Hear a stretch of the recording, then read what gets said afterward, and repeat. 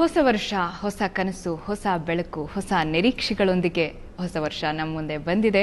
ಎಲ್ರಿಗೂ ಕೂಡ ನಮ್ಮ ಸುವರ್ಣ ವಾಹಿನಿಯ ವೀಕ್ಷಕರಿಗೆಲ್ಲ ಹೊಸ ವರ್ಷದ ಹಾರ್ದಿಕ ಶುಭಾಶಯಗಳು. ಹೊಸ ವರ್ಷದ ದಿವಸ ನಮ್ಮ ಸುವರ್ಣ ಸ್ಟುಡಿಯೋದಲ್ಲಿ ಒಬ್ಬ ಅತಿಥಿ ಇದ್ದಾರೆ. ನಮ್ಮೆಲ್ರಿಗೂ ಕೂಡ ಯಾವಾಗಲೂ ತುಂಬ ಖುಷಿಯಾಗುವಂಥ, ಎಲ್ರಿಗೂ ಕೂಡ ಒಂದು ರೀತಿ ಚೈತನ್ಯದ ಚಿಲುಮೆ ಥರ ಯಾವಾಗಲೂ ಕೂಡ ಇನ್ಸ್ಪಿರೇಷನ್ ಆಗುವಂಥ ವ್ಯಕ್ತಿಯವರು. ಅವರು one and only power star Puneeth Rajkumar ಅವರು. ಅವರಿಗೆ ಕಾರ್ಯಕ್ರಮಕ್ಕೆ ಸ್ವಾಗತ ಮಾಡೋಣ, ಬನ್ನಿ.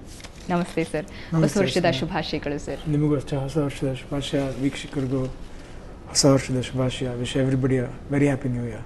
Thank you sir, thank you so much. ಹೊಸ ವರ್ಷ ಹೇಗೆ ಆಚರಿಸಿದ್ರು ಅಪ್ಪು ಅವರು?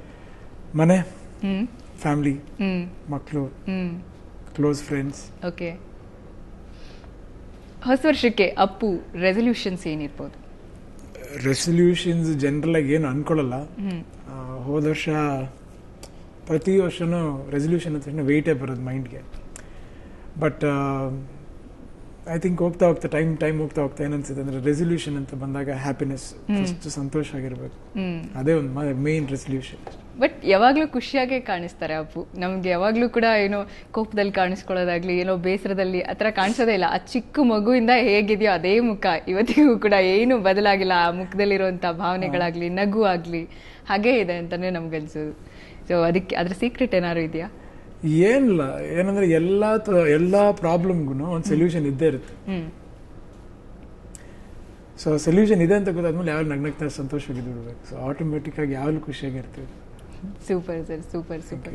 ಹೊಸ ವರ್ಷಕ್ಕೆ ಇವತ್ತು ಹೊಸ ವರ್ಷದ ದಿವಸ ಬೆಳಗ್ಗಿಂದ ಏನು ಮಾಡಿದ್ದಾರೆ ಅಪ್ಪು? ಏನು ಪ್ಲಾನ್ಸ್? ಬೆಳಗ್ಗೆ ಹೊಸ ವರ್ಷ ಅಂದಿದ ತಕ್ಷಣ ಎಲ್ಲ ರಾತ್ರಿ ಎಲ್ಲ ತುಂಬಾ ಲೇಟ್ ಆಗಿರುತ್ತೆ ಆಕ್ಚುಲಿ ಮಲಗೋದಕ್ಕೆ. ಬಟ್ ಅಪ್ಪುನು ಬೆಳಗ್ಗೆ ಲೇಟ್ ಆಗಿದ್ರಾ ಅಥವಾ? ತುಂಬಾ ಲೇಟ್ ಆಗಿದ್ದೆ, ತುಂಬಾ ಲೇಟ್ ಆಗಿ ಮಲಗಿದೆ, ಸ್ವಲ್ಪ ಬೇಗನೆ ಇದ್ದೆ. ಬೆಳಗ್ಗೆಯಿಂದ ಪ್ಲಾನ್ ಮಾಡಿರೋದಂದ್ರೆ ಮೊದಲನೇ ದಿನ ಅಲ್ವಾ, ಸೊ January 1st. ಇವತ್ತೇನಂದ್ರೆ ಎಲ್ಲರೂ ಒಳ್ಳೆ ಕೆಲಸ ಮಾಡ್ಬೇಕು. ಇವತ್ತೊಂದು ಒಳ್ಳೆ ಕೆಲಸ ಮಾಡ್ಬೇಕು.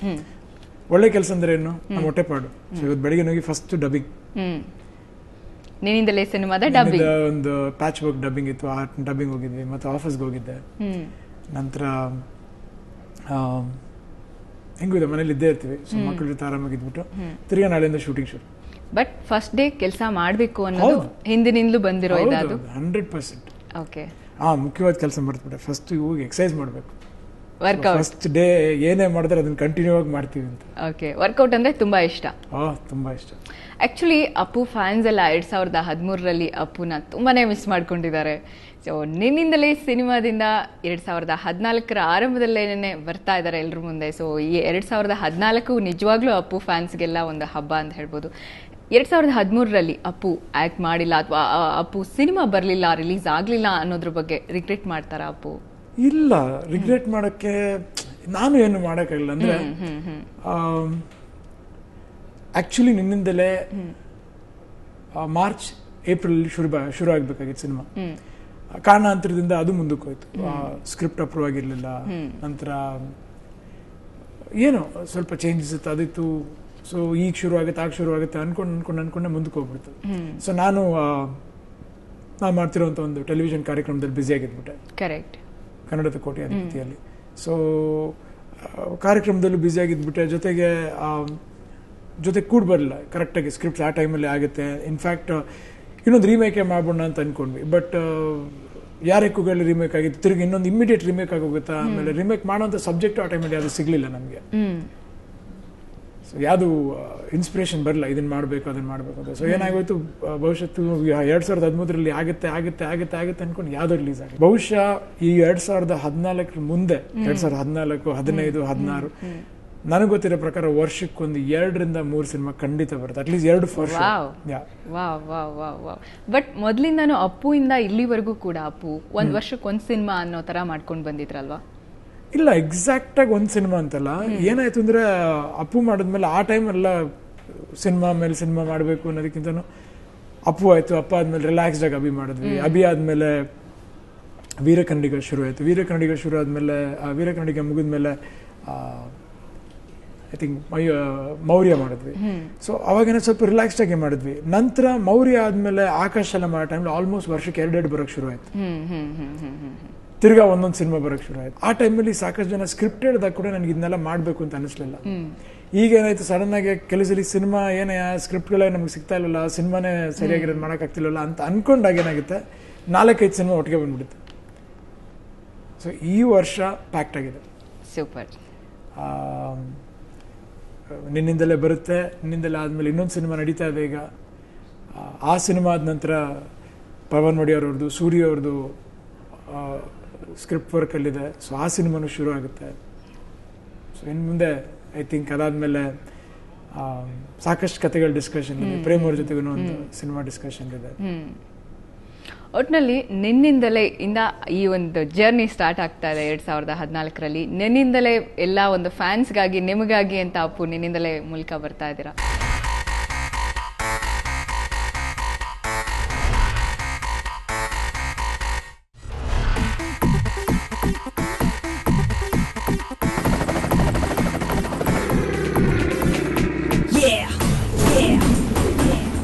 ಒಂದು ಡೆಫಿನೆಟ್ ಆಗಿ ಒಂದು ಒಳ್ಳೆ ಟೆಕ್ನಿಷಿಯನ್ಸ್ ಸಿನಿಮಾ ಅಂತ ಹೇಳ್ಬೋದಾ? ಹೈಲಿ ಕ್ವಾಲಿಫೈಡ್ ಟೆಕ್ನಿಷಿಯನ್ಸ್ ಈ ಸಿನಿಮಾದಲ್ಲಿ ಇದಾರಲ್ವಾ? Definitely yes, of course. Jayant Paranji ಅವರು ಇಸ್ ಅನ್ ಎಕ್ಸ್ಪೀರಿಯನ್ಸ್ ಡೈರೆಕ್ಟರ್. ಅವರು ತೆಲುಗು ಸಿನಿಮಾಗಳಲ್ಲಿ ಬಹುಶಃ 96 ಇಂದ ಸಿನಿಮಾಗಳು ಮಾಡ್ಕೊಂಡು ಬಂದಿದ್ದಾರೆ. ವೆಂಕಟೇಶ್ ಅವ್ರ ಜೊತೆಗೆ, ಮತ್ತೆ ಮಹೇಶ್ ಬಾಬು ಅವ್ರ ಜೊತೆಗೆ, ನಾಗಾರ್ಜುನ ಅವ್ರ ಜೊತೆಗೆ ಸಾಕಷ್ಟು ಆಕ್ಟರ್ಗಳ ಜೊತೆ ಕೆಲಸ ಮಾಡಿದ್ದಾರೆ. ಇತ್ತೀಚೆಗೆ ಪವನ್ ಕಲ್ಯಾಣ್ ಅವ್ರ ಜೊತೆ ಮಾಡಿದ್ದಾರೆ. ಡೆಫಿನೆಟ್ಲಿ ಅವರೇ ಮೇನ್ ಎಕ್ಸ್ಪೀರಿಯನ್ಸ್ ಹ್ಯಾಂಡ್ ಸಿನಿಮಾಗೆ. ನಂತರ ಇದೊಂದು ತುಂಬ ಕ್ವಯಟ್ ಸಾಫ್ಟ್ ಲವ್ ಸ್ಟೋರಿ, ತುಂಬ ಚಿಕ್ಕ ಸ್ಟೋರಿ, ತುಂಬ ಚಿಕ್ಕ ಎಳೆ. ಈ ಎಕ್ಸ್ಪಿರಿಮೆಂಟು ಜನಕ್ಕೆ ಇಷ್ಟ ಆಗುತ್ತೆ ಅಂತ ನಾನು ಅನ್ಕೊಂಡಿದ್ದೀನಿ. ಅಂದರೆ ಇದೊಂದು ಎಕ್ಸ್ಟ್ರಾ ಕಮರ್ಷಿಯಲ್ ಲೈನ್ ಅಲ್ಲ, ಅಂದರೆ ಸಾಕಷ್ಟು ಫೈಟ್ಗಳಾಗಲಿ ಅದೆಲ್ಲ ಸಿಗಲ್ಲ. It's a very simple love story. Okay. Songs, ಬೇರೆ ಬ್ಯಾಕ್ಗ್ರೌಂಡ್, ಒಳ್ಳೆ ಲೊಕೇಶನ್. ಇನ್ಫ್ಯಾಕ್ಟ್ ಅವ್ರು ನನಗೆ ಸಿನಿಮಾ ಕತೆ ಹೇಳಿದಾಗ ನಾನು ಕೇಳಿದಷ್ಟೇ, ಯಾಕೆ ಅಬ್ರಾಡಲ್ಲಿ ಶೂಟ್ ಮಾಡ್ತಿದ್ದೀವಿ, ಯಾಕೆ ಇಷ್ಟು ದಿನ ನಾವು US ಅಲ್ಲಿ ಶೂಟ್ ಮಾಡಬೇಕು, ಈ ಸಿನಿಮಾ ಇಲ್ಲೇ ಮಾಡ್ಬೋದಲ್ಲ. ಇಲ್ಲ ಸರ್, ನನ್ನ ಪ್ರಕಾರಕ್ಕೆ ಇದಕ್ಕೊಂದು ಬೇರೆ ಬ್ಯಾಕ್ಗ್ರೌಂಡ್ ಇರುತ್ತೆ, ಬೇರೆ ಕಲರ್ ಇರುತ್ತೆ, ಎಲ್ಲಿದ್ರು ಏನಂತೆ ನಾವು ಮಾತಾಡೋ ಭಾಷೆ ಕನ್ನಡ ತಾನೆ, ಸೊ ಚೆನ್ನಾಗಿ ಮ್ಯಾಚ್ ಆಗುತ್ತೆ ಸರ್, ನನಗಿಷ್ಟ ಅದು, ಈ ಕತೆ ನಡೆಯೋದೇ ಈ ಊರಲ್ಲಿ. ಆಯ್ತು ಸರ್, ಹಂಗಂದ್ರೆ ಡೆಫಿನೆಟ್ ಮಾಡೋಣ ಅಂತ ಹೇಳಿ ಈ ಸ್ಟೋರಿ ಎಳೆ ಆಗಲಿ ಮತ್ತೊಂದೆಲ್ಲ ನೋಡಿದ್ರೆ ಒಂದು ಹಿಂದಿನ ಸಿನಿಮಾ ನೋಡುವಂಥ ಒಂದು ಫೀಲ್ ಬರುತ್ತೆ. ವೆರಿ ಕ್ವೈಟ್, ವೆರಿ ಸೈಲೆಂಟ್, ಎಲ್ಲೂ ಒಂಥರ ಗ್ರ್ಯಾಂಡ್ ಡ್ರೆಸ್ಸಸ್ ಆ ಥರ ಎಲ್ಲ ಇರಲ್ಲ, ಸಾಫ್ಟ್ ಆಗಿರುತ್ತೆ, ಈಸಿ ಗೋಯಿಂಗ್ ಡಯಲಾಗ್ಸ್. ನಿಮಗೆ ನಿಜವಾಗ್ಲೂ ನಿನ್ನಿಂದಲೇ ಸಿನಿಮಾದಲ್ಲಿ ನಾನು ಆ್ಯಕ್ಟ್ ಮಾಡಬೇಕು ಅಂತ ಯಾಕೆ ಅನ್ನಿಸ್ತು? ಸ್ಕ್ರಿಪ್ಟ್ ನಿಮ್ಮನ್ನ ಅಷ್ಟು ಒಂದು ಇನ್ಸ್ಪೈರ್ ಮಾಡ್ತಾ? ಒಂದು ರೀತಿಯಲ್ಲಿ ಜಯಂತ್ ಪರಂಜಿ ಅವರು, ನಂತರ ಅಫ್ಕೋರ್ಸ್ ಸ್ಕ್ರಿಪ್ಟ್ ಕೂಡ. ಆ್ಯಂಡ್ ನಿಮ್ಗೆ ಹೇಳಿದ ಒಂದು ಚಿಕ್ಕ ಎಳೆ ಅಂತ ಹೇಳಿದ್ನಲ್ಲ, ಸೊ ಆ ಥರ ಮಾಡೋದ್ರಲ್ಲಿ ನನಗೊಂದು ಥ್ರಿಲ್ ಸಿಗುತ್ತೆ, ಹೊಸದಾಗಿರುತ್ತೆ, ಏನಾದರೂ ಹೊಸದಾಗಿ ಟ್ರೈ ಮಾಡ್ಬೋದು. ಆಮೇಲೆ ಈ ಸಿನಿಮಾದಲ್ಲಿ ಒಂದಷ್ಟು ಪೋರ್ಷನ್ ಅಡ್ವೆಂಚರ್ ಸ್ಪೋರ್ಟ್ಸ್ ಇದೆ. ಅಂದ್ರೆ ಸ್ಕೈ ಡೈವಿಂಗ್ ಅದರದೆಲ್ಲ ಇದೆ. ತುಂಬಾ ಕಮ್ಮಿ ಹೊತ್ತು ಬರುತ್ತೆ ಸಿನಿಮಾದಲ್ಲಿ, ಬಟ್ ನನಗೆ ಮಾಡೋ ಒಂದು ಎಕ್ಸ್ಪೀರಿಯನ್ಸ್ ಬಂತು ಆ ಸಿನಿಮಾದಲ್ಲಿ. ಆ್ಯಂಡ್ ಅವ್ರು ಯಾವತ್ತು ಫೋರ್ಸ್ ಮಾಡಲ್ಲ, ಸರ್ ಬೇಕಾದ್ರೆ ಮಾಡಂಗಿದ್ರೆ ಮಾಡೋಣ ಸರ್, ಇಲ್ಲದ್ರೆ ಬೇರೆ ಏನಾದ್ರು ಯೋಚನೆ ಮಾಡೋಣ. ನನಗೆ ಫಸ್ಟ್ ಆಫ್ ಆಲ್ ಚಾಲೆಂಜ್ ಅಲ್ವಾ ನಿಮ್ಗೆ?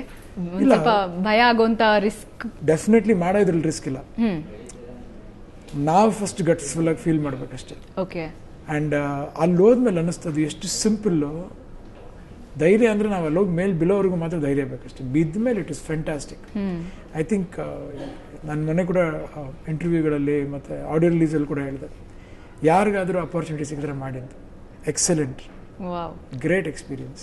ಓಕೆ.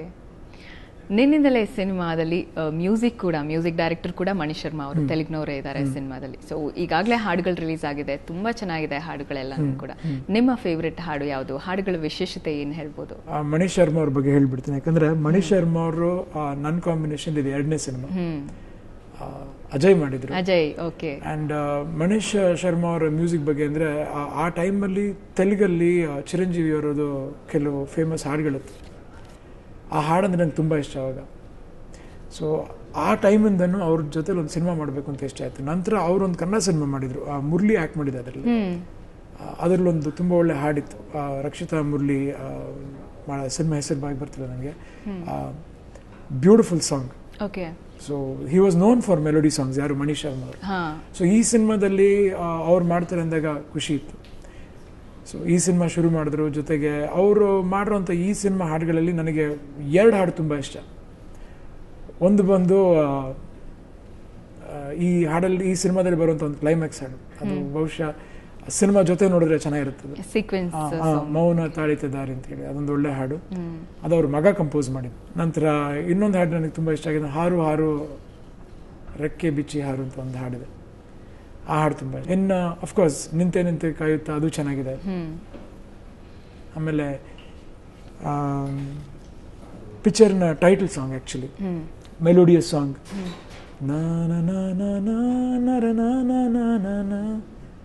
ಎಲ್ಲಕ್ಕಿಂತ ಆ ಹಾಡು ತುಂಬಾ ಇಷ್ಟ. Super super. ಅದು ಹೇಳ್ತಾ ಇದ್ರೇನೆ ಹೌದು ಇದು ಕೇಳಿದೀವಿ ಅಂತ ಅನ್ಸ್ಬಿಡೋದೆ ತಕ್ಷಣ. ಏನಂದ್ರೆ ಹಾಡುಗಳಿದು ಕೇಳ್ತಾ ಕೇಳ್ತಾ ಇಷ್ಟ ಆಗ್ತದೆ. ಶಿಕ್ಷಣ ಅಭಿಯಾನದಂತೂ ಒಂದು ವೆರಿ ಇಂಟ್ರೆಸ್ಟಿಂಗ್ ಅನ್ಸುತ್ತೆ ನೋಡಿದ ತಕ್ಷಣ. ಒಂದ್ ಕಡೆ ನೋಡಿದ್ರೆ ಬೇಜಾರಾಗುತ್ತೆ, ಸರ್ ಏನೇ ಸರ್ವ ಶಿಕ್ಷಣಕ್ಕೆ ನನ್ನ ಉಪಯೋಗಿಸಿದ್ರೆ ನಾನೇ ಶಿಕ್ಷಣ ಸರಿ ತಗೊಂಡಿಲ್ಲ. ಈ ಪ್ರಶ್ನೆ ಕೇಳಿರ್ತೀರಾ ಅನ್ಸುತ್ತಲ್ವಾ ಅವ್ರಿಗೆ ನೀವು? ನಾನೇ ಕೇಳಿದೆ, ಯಾಕೆ